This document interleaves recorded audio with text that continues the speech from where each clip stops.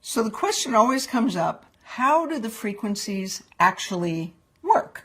Like, we know that 40 hertz reduces inflammation, and we know that 13 hertz dissolves scar tissue. And we know pretty well that 81 hertz increases secretions.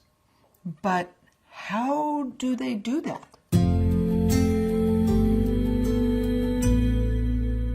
In point of fact, your cells, every cell in your body, in every tissue, everywhere, every cell in your body has these receptors on the outside of the cell that act like little antennas, right?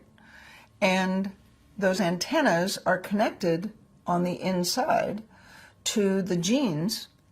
Well, they're actually connected to kinases, but that's another thing, that are connected to the genes that make the cell do whatever it does. So in your liver, those cells produce enzymes. And in your pancreas, they produce insulin and they produce enzymes. And in your brain, they transmit messages from one cell body to another. But they all work roughly the same way. There's an antenna, a bunch of, like hundreds of antennas on the outside of the cell. They're receptors. The receptors are connected to the genes inside the cell.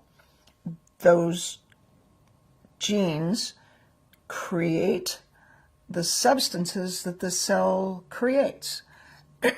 So the receptor changes genetic expression. So the gene is sitting there not doing much. I'm just sitting there being a gene, just not much to do here today. And then if you're a liver cell, for example, the gene's just sitting there, doesn't do much.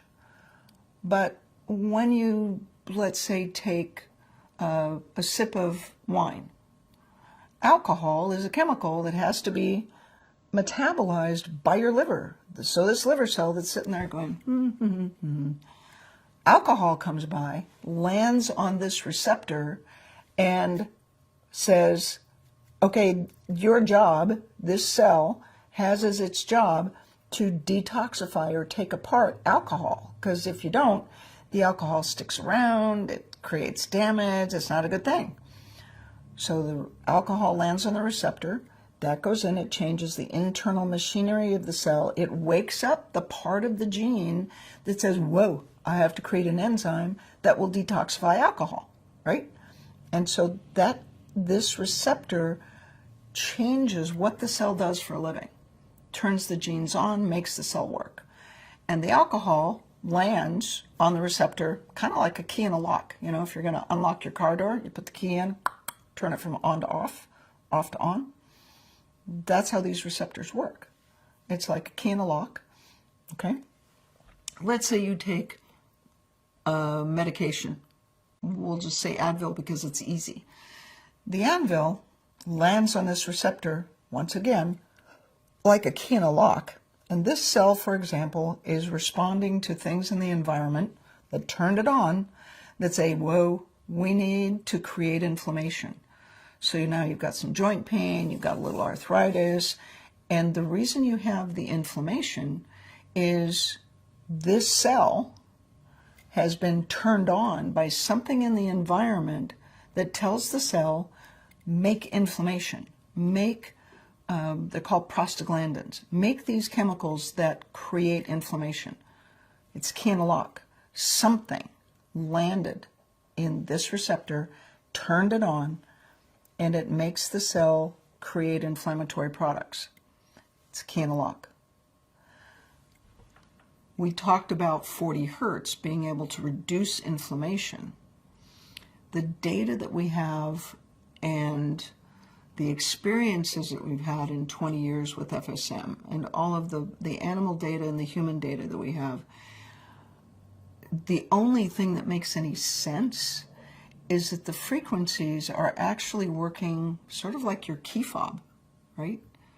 The drug, the Advil, turns off inflammation like a key in a lock, lands on the receptor, says, hey, don't worry about inflammation, turn that off. It takes a couple hours, but it works, right?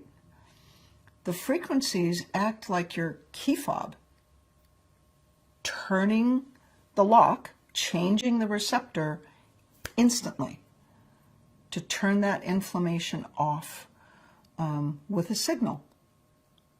So the inflammatory cytokines, there are these peptides that we measured in fibromyalgia patients, and the only frequency combination that works for those is 40 hertz on channel A and 10 hertz on channel B in this specific population of fibromyalgia patients. And all of the cytokines drop by factors of 10 and 20 times in 90 minutes. Those cytokines, those inflammatory peptides, are created by cells that are producing them. When you use medications to change cytokines, the biological drugs in rheumatoid arthritis, for example, it takes months. It takes 60 to 90 days to bring the cytokines down. The data that was produced with frequency-specific microcurrent with 40 hertz on channel A and 10 hertz on channel B, that is unprecedented. It is unheard of.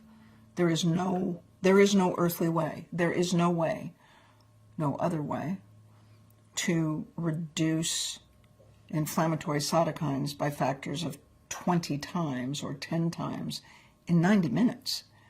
The only thing that makes any sense is that signal, 40 hertz on A and 10 hertz on B, that signal changes the receptor, and that receptor changes what the cell does for a living. Turns off the cytokines. And we think that the other frequencies work roughly the same way, that the frequencies to dissolve scar tissue work to vibrate with the crosslinks that tell the cells to stick together, that tell the cells to be shortened and tight. And when you zap the key fob, when you send the signal, it vibrates with those receptors and change the signaling, and that changes the state of the tissue. It makes scar tissue go from rock hard to just smushy. So that's the model we have. The good news is that it is testable. We can actually test the genes. If I can get the right patient in the right place at the right time with the right lab to do the blood work, we can verify this. But in the meantime, it's a model that makes sense and gives us a pretty good idea of how the frequencies are probably working.